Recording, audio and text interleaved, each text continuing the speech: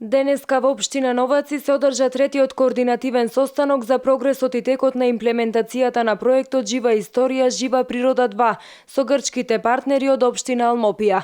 На состанокот разговаравме за тековните активности, досегашното имплементирање на проектот кај двата партнери Новаци и Алмопија, проблемите и предизвиците со кои се соочуваме при реализацијата, а секако посебен осврт беше ставено на активностите кои треба да се имплементираат до крајот, односно заедничките активности како што се школата за фотографија, конкурсот за најубави фотографии, школата за архитектура и за новинари и блогери која ќе биде во Аридеја и слично, рече Лазар Котевски, градоначалник на општина Новаци.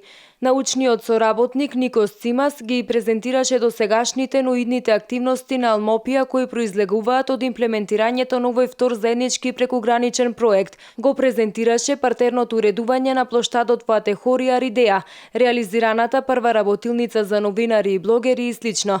Состанокот заврши со дискусија за останатите заеднички активности кои следат до крајот на проектот Жива историја, жива природа 2, завршната конференција во двете земји на која ќе се презентираат резултатите од проектот.